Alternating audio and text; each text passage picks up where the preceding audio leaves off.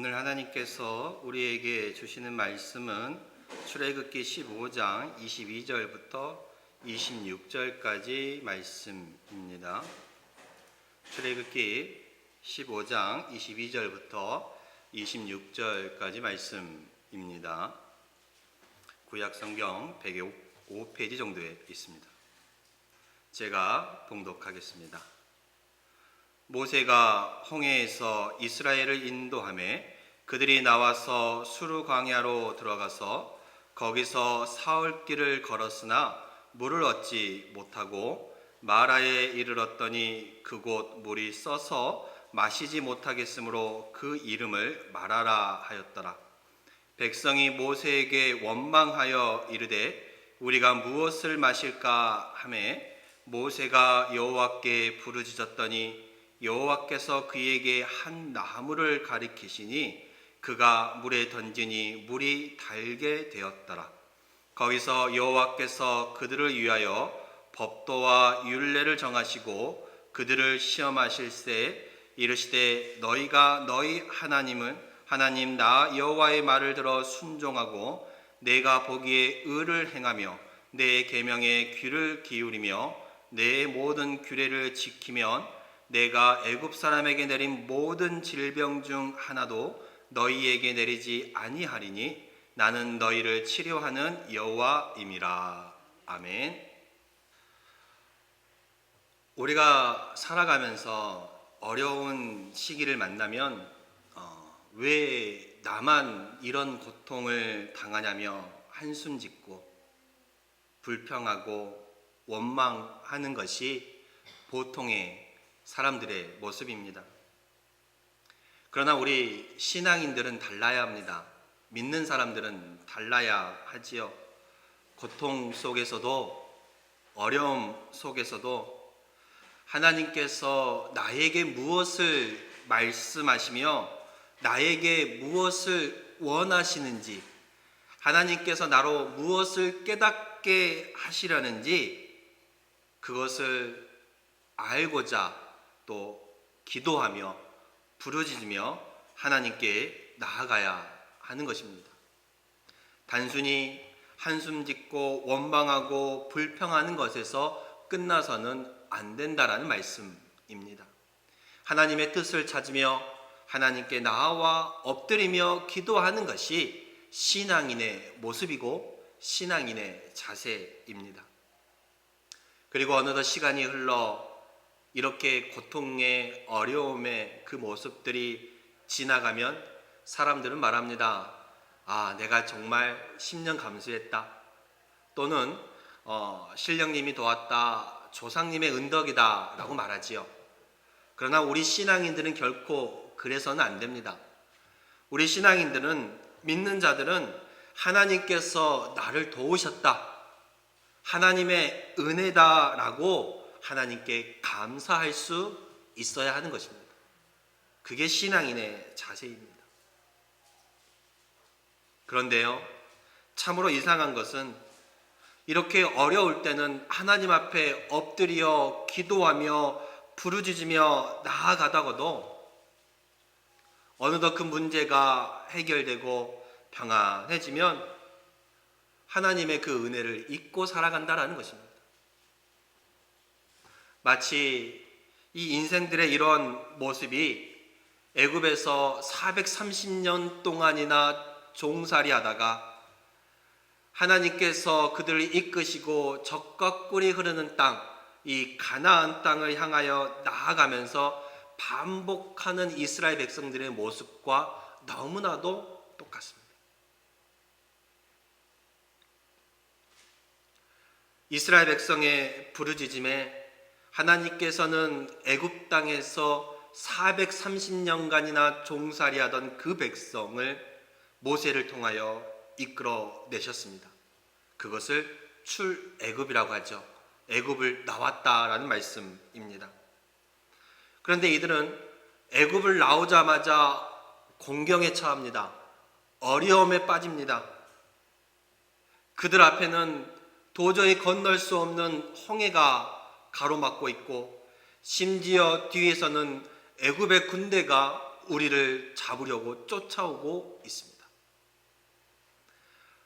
앞에는 홍해요, 뒤에는 창칼로 무장한 애굽의 군대가 다가오고 있습니다. 앞으로 나아갈 수도 뒤로 물러설 수도 없는 상황인 것입니다. 앞으로 나아가면 홍해에 빠져 죽을 것이요, 뒤로 물러서면 애굽 군대에 잡혀서 죽거나 다시 이전보다 더 심한 노예의 생활을 하게 될 것이기 때문입니다. 이때 이 백성은 하나님께서 세우신 지도자 모세를 향하여 원망합니다. 그들을 모세를 향하여 울부짖고 모세를 향하여 불평합니다. 애굽에 매장지가 없어서 우리를 불러내어 이 광야 가운데서 죽게 하느냐. 차라리 애굽 땅에 그대로 있어서 애굽 사람들을 섬기는 것이 이 광야에서 죽는 것보다 낫다라고 말하는 사람들까지 있었습니다. 그러나 하나님은 놀랍게도 모세를 통하여서 홍해를 가르고 이 이스라엘 백성들을 안전하게 이 홍해 바다를 건너가게 하셨습니다. 그리고 뒤따라오던 애굽의 군대는 이 홍해 바다 안에서 모두 수장되었습니다. 이들은 모세를 통하여 하나님의 그 역사를 보았습니다. 마치 홍해 바다가 마른 땅처럼 갈라지는 것을 경험하였으며 그 길을 건너갔던 것입니다. 그리고 그 홍해 가운데에 다시 물이 합쳐지며 애굽의 모든 군대가 그 안에서 수장되는 그 모습을 경험하게 되었습니다. 보게 되었습니다.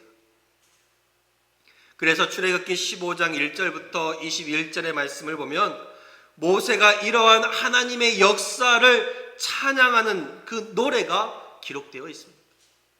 또한 모세의 누이였던 미리암도 기뻐서 춤을 추며 노래하였습니다.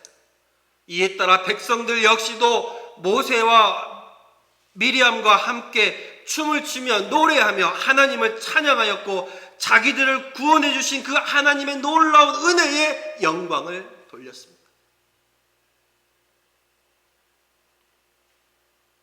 그런데 매우 안타깝게도 3일 만에, 단 3일 만에 그 찬양과 영광이 다시 원망과 불평으로 바뀌게 됩니다.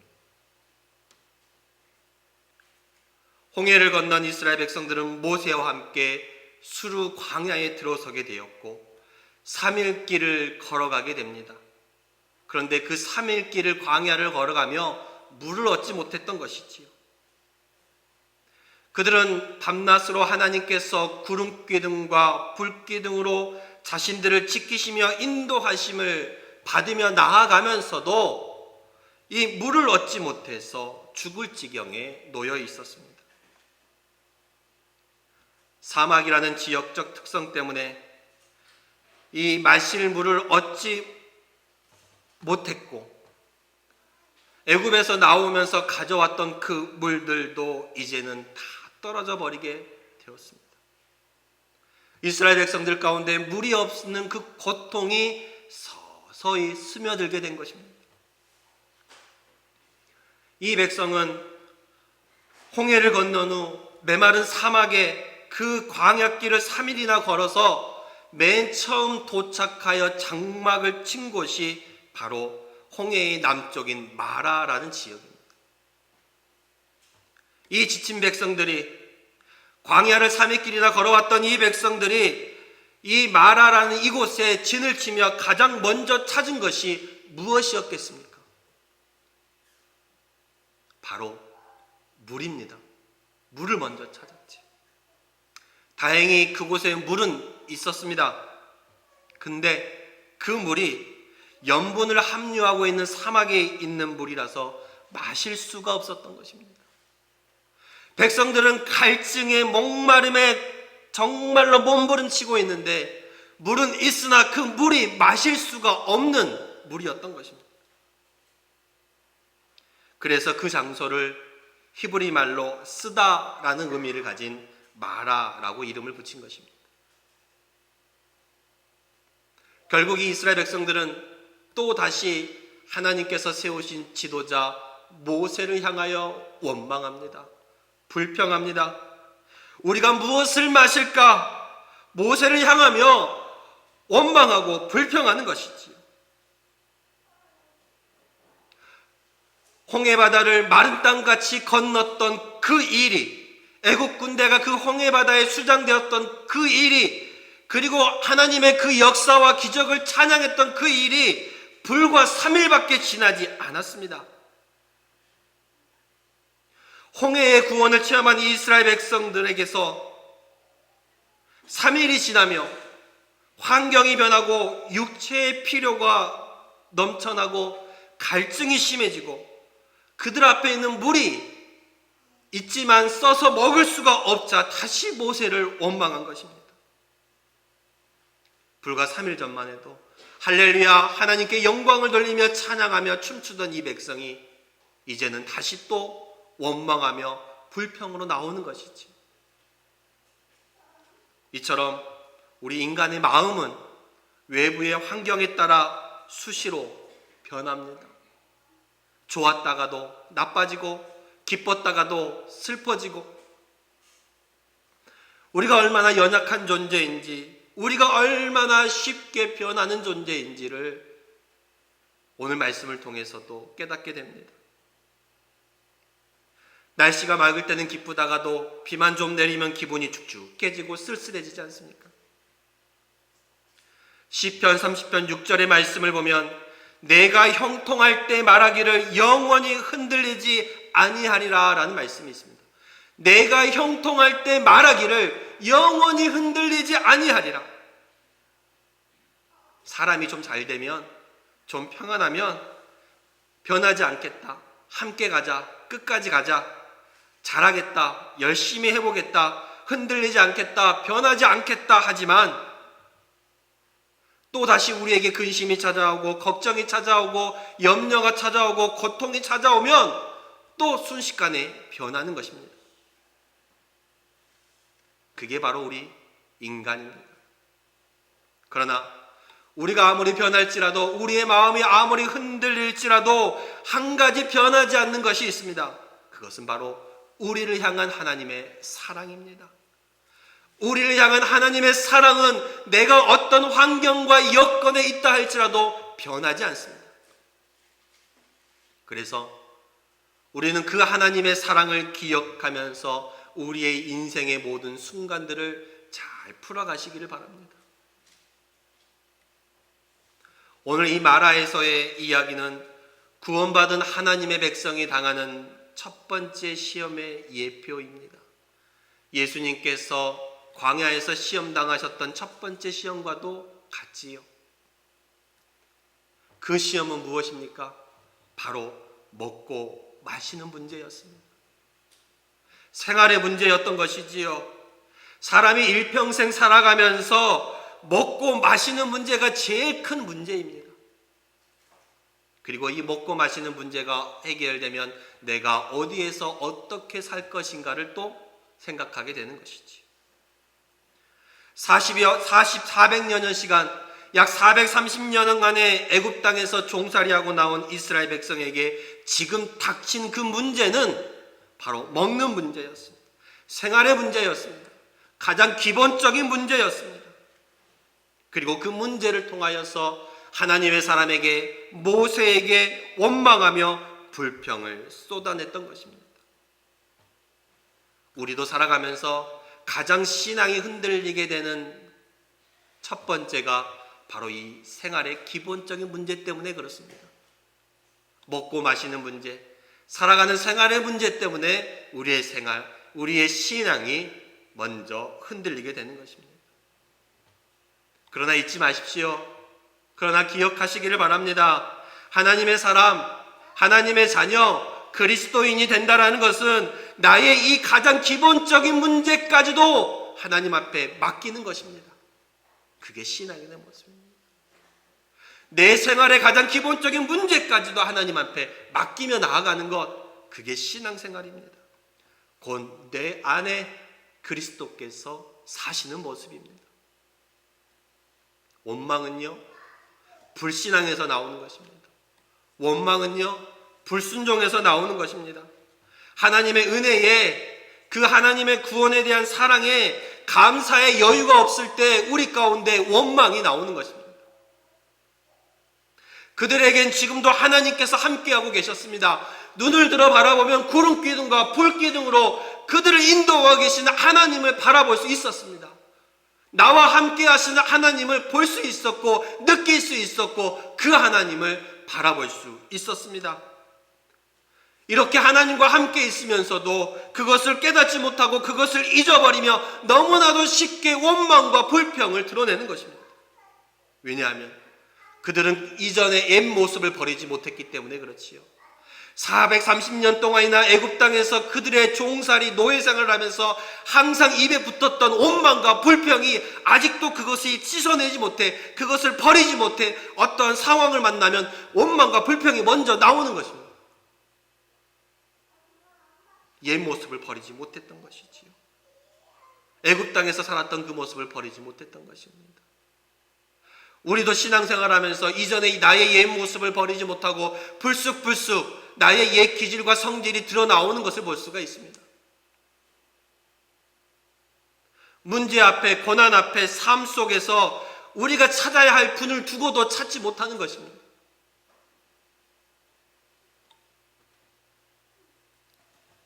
구원받은 우리에게도 시험이 있고 어려움이 있고 고통이 있고 아픔이 있습니다. 여러 가지 형태로 우리에게 찾아오지요. 이 백성들에게, 지금 본문 출애굽기 15장에 나온 이 백성들에게 다가온 시험은 무엇이었습니까? 바로 마시는 물에 관한 시험이었습니다. 이 쓴물에 관한 시험이었지요. 이 마라에서 만난 그 물은 있었지만 먹지 못하는 물을 바라보는 그들의 시험. 이 마라의 쓴물이 우리에게는 건강일 수도 있고 우리에게는 가족일 수도 있고 이 마라의 쓴물이 우리에게는 자녀일 수도 있고 사람일 수도 있고 또한 물질일 수도 있습니다. 잘 믿어보려고 하면, 잘 해보려고 하면 꼭 무슨 일이 생겨서 내 마음을 상하게 하고 심란하게 하는 신앙의 시험거리를 만나게 된다는 것입니다. 하지만 이러한 시간들을 통해서 하나님이 우리에게 원하시는 것이 있습니다. 그것은 무엇이겠습니까? 너의 믿음을 나에게 보이라는 말씀입니다. 너의 믿음을 나에게 보이기를 하나님께서는 원하시는 것입니다. 이 백성의 원망의 원인이 무엇입니까? 마시는 물에 관한 문제이지요. 3일 동안 물을 제대로 먹지 못해서 갈증 가운데, 고통 가운데 있습니다. 그리고 이 물은 사람이 살아가는 데 있어서 가장 꼭 필요한 것입니다. 이처럼 우리의 신앙생활에 다가오는 시험도 어려움도 꼭 필요한, 꼭 소중한, 꼭 믿었던 사람들을 통해서 오는 경우가 많이 있다는 것입니다. 이 마라의 쓴물처럼 우리 생활에 가장 필요한 물 때문에 하나님을 원망하고 그 백성들이 모세를 원망했던 것은 우리의 인생에도 다가온 어려움과 시험거리들이 꼭 내게 필요한 사람, 나와 가까운 사람, 내가 믿었던 소중한 사람들을 통해서 오는 경우가 많다라는 말씀입니다. 그러나 우리가 이 쓴물을 극복해야 단물이 된다라는 사실을 믿으시기 바랍니다.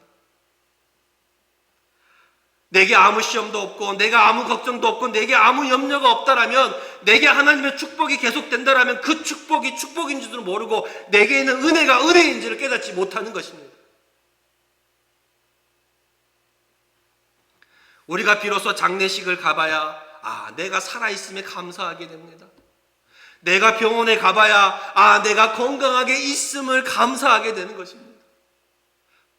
고난이 있으므로 하나님의 축복이 참으로 값지게 귀하게 느껴지는 것입니다. 몸이 불편한 사람을 보면 내가 건강한 것이 축복으로 느껴집니다.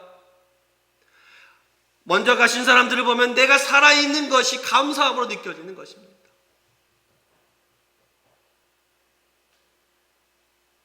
광야에 쓴물이 있어야 그 단물이 단물인지를 깨닫게 되는 것입니다. 고통이 있어야, 아픔이 있어야 하나님의 은혜가 은혜임을, 하나님의 축복이 축복임을 깨닫게 된다는 사실입니다. 어려움이 있어야 강해지고 스스로 살아남게 됩니다. 저는 탈북자들의 이야기를 많이 담는 이제 만나러 갑니다 라는 프로그램을 가끔 봅니다. 이만갑이라고 하지요. 그래서 북한에 있었던 삶의 이야기들을 이 탈북자들이 방송을 통해서 토해내는 그 모습을 보게 됩니다. 그런데 이들이 북한에 있으면서 가졌던 삶의 모토가 있습니다.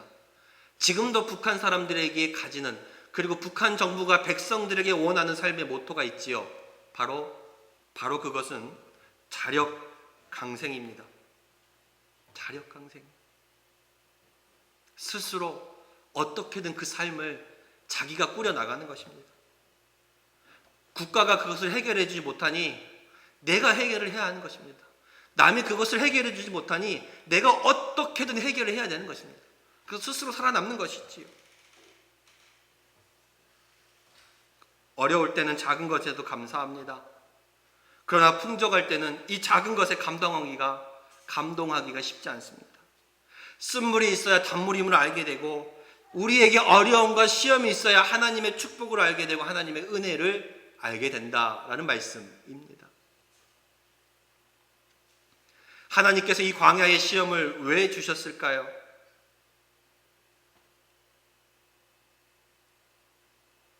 결론부터 말씀드리자면, 우리가 하나님을 더욱더 굳게 믿고 바라보게 하기 위해서 이 시험을 주시는 것입니다. 하나님은 아브라함에게 100세에 주신 그 아들 이삭을 하나님께서 말씀하신 한 산에서 번제로 드리라라고 말씀합니다. 그리고 그 시험을 통하여서 하나님께서는 아브라함의 그 믿음을 다시 한번 확증하십니다. 이제야 내가 하나님을 경외하는 줄을 아노라.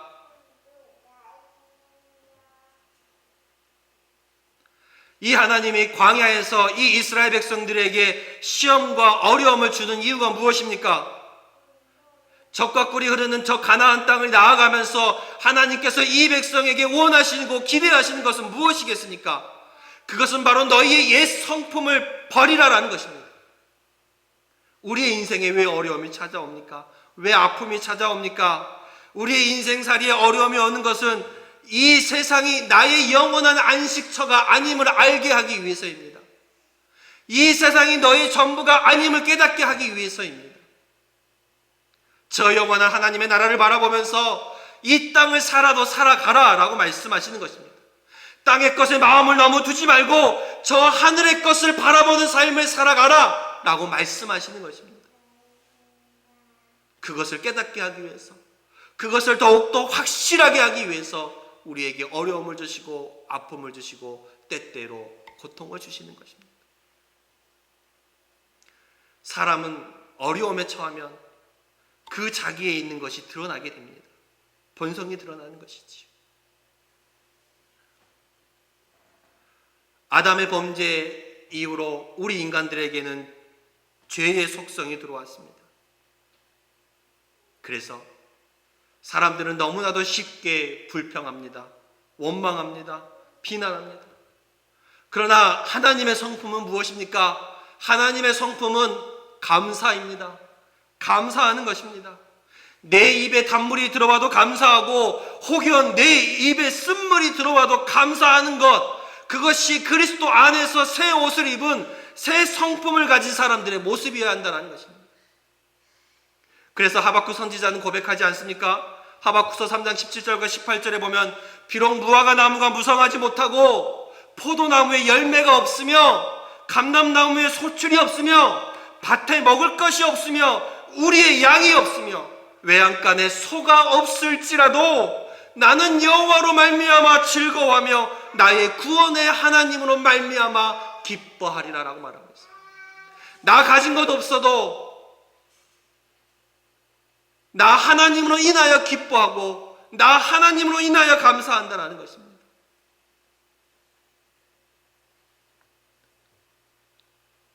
이 원망과 불평이 하나님께 대한 불신앙으로 나옵니다. 오늘 본문 24절에 이 백성이 모세에게 뭐라고 원망합니까? 백성이 모세에게 원망하이르되 우리가 무엇을 마실까? 무엇을 마실까? 앞에 물이 있으나 그 물을 마실 수가 없는 것이지요. 남자만 60만에 이르는 이 큰 불이 아이와 여자와 노인들까지 합하면 200만에 육박하는 그 사람들을 먹일 수 있는 그 물을 어디서 구할 것이냐? 어디서 구할 것이냐? 원망하고 불평합니다. 이게 보통의 사람들의 모습입니다. 어려움에 처해 있을 때 믿는다고 신앙이라고 말하면서도 정작 우리의 삶 가운데 고통이 찾아오면 원망과 불평이 먼저 나오는 것입니다. 우리가 무엇을 마실까? 이것은 왜 그렇습니까? 아직도 하나님을 온전하게 믿지 못하기 때문에 그렇습니다. 그들은 불과 3일 전에 하나님께서 홍해 바다를 가르시는 그 홍해 바다를 마른 땅과 같이 걸어가는 그 기적을 경험했습니다. 그리고 하나님께 찬양하며 하나님께 영광을 돌리며 춤추며 노래하던 것이 불과 3일 전입니다. 그러면 이들에게 또 어려움이 찾아왔을 때 어떻게 해야겠습니까? 어떻게 해야 하겠습니까?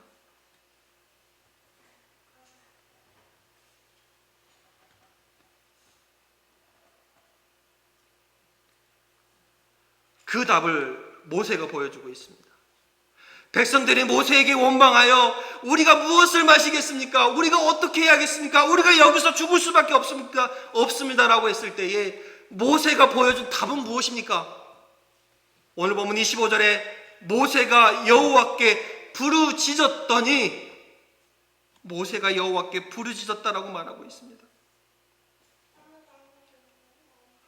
신앙인들은 아픔이 있고 고통이 있고 어려움이 있으면 원망하고 불평할 것이 아니라 아니 그 전에 하나님의 영광과 하나님의 기적을 보았으면 어떻게 해야 했겠습니까? 하나님 앞에 나아가야지요. 하나님 앞에 엎드려야지요. 하나님 앞에 부르짖어야지요. 그게 신앙인의 모습이고 그게 바로 정답인 것입니다. 모세가 여호와께 부르짖었다니 문제 앞에 하나님 앞에 나아오십시오. 어려움 앞에 하나님 앞에 고백하시고 토해내시기 바랍니다. 부르짖어 기도하시기 바랍니다. 모세가 여호와께 부르짖었다니 문제를 하나님 앞에 가지고 나와야 한다라는 것입니다. 주여 당신의 백성들을 돌아보십시오. 홍해를 가르신 그 하나님 은혜를 베푸사 이 쓴물도 탄물로 바꿔 주십시오라는 이 모세가 기도했던 것처럼 기도해야 하지 않겠습니까? 그랬더니 하나님께서 어떻게 하셨습니까? 모세에게 한 나무를 가리키셨습니다. 한 나무를 가리켰어요. 그리고 그 나무를 물에 던졌더니 쓴물이 단물이 되었다라고 말씀하고 있습니다. 할렐루야. 모세가 여호와께 부르짖었더니 여호와께서 그에게 한 나무를 가리키시니 그가 물에 던지니 물이 달게 되었더라. 아멘. 물이 달게 되었더라.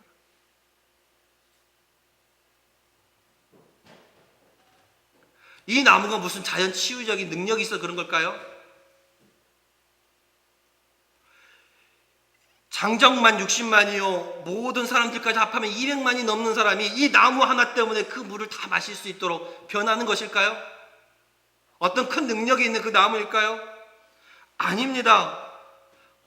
아니지요. 이 나무는 그저 하나님의 능력을 나타내기 위한 하나님의 도구로 사용되었을 뿐입니다.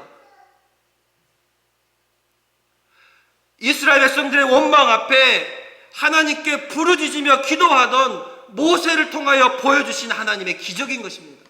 그리고 그 도구를 한 나무를 통하여 이루어 가신 것이지.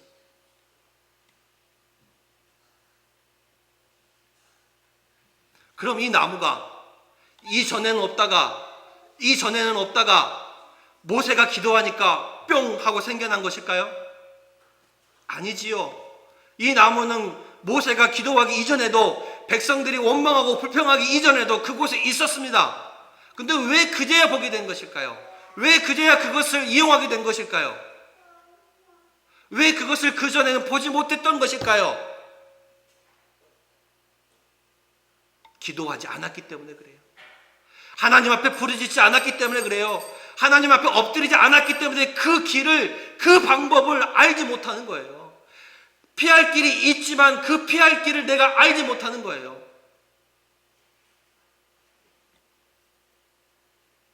고린도전서 10장 13절의 말씀을 보면 이렇게 전하고 있습니다. 사람이 감당할 시험 밖에는 너희가 당한 것이 없나니 오직 하나님은 미쁘사 너희가 감당하지 못할 시험 당함을 허락하지 아니하시고 시험 당할 즈음에 또한 피할 길을 내사 너희로 능히 감당하게 하십니다. 시험 당할 즈음에 피할 길을 내사 너희로 능히 감당하게 하십니다. 그 나무는 그대로 있었어요. 그러나 하나님 앞에 기도하지 않고 부르짖지 않고 하나님 앞에 나아가지 않았기 때문에 그 피할 길을 모르고 있었던 것이지. 피할 길이 있었으나 모르고 떠 있는 것입니다.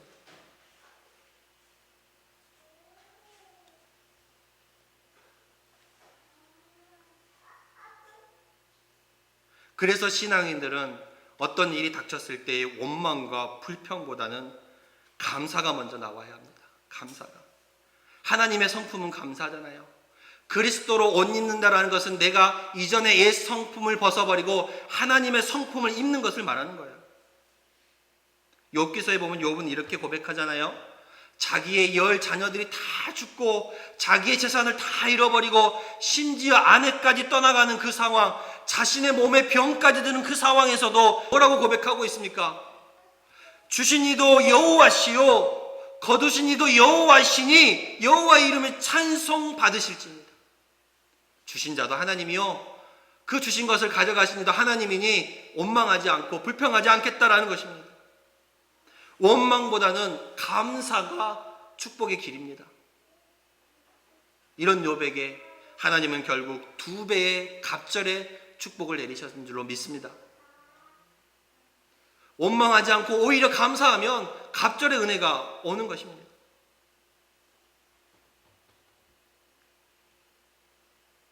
말씀을 맺겠습니다. 살아가면서 좋은 것만, 기쁜 일만 가득하면 좋겠지만 우리에게 어려움이 닥치고 시련이 옵니다. 시험이 있습니다. 그 인생의 쓴물 가운데 우리가 불평하고 원망하기보다는 모세처럼 하나님 앞에 나아오십시오. 모세가 여호와께 부르짖었더니라는 말씀처럼 인생의 쓴물 가운데 이 모세처럼 하나님 앞에 나아오시길 바랍니다. 부르짖어 기도하시길 바랍니다. 그러면 하나님께서 한 나무를 주실 것입니다. 하나님께서 피할 길을 주실 것입니다. 그리고 그로 통하여 우리의 쓴물을 단물로 바꾸어 주실 줄로 믿습니다. 우리의 고통의, 우리의 어려움에 그 문제들을 해결해 주실 줄로 믿습니다. 그러니 하나님 앞에 나아가시기를 소망합니다. 기도하겠습니다.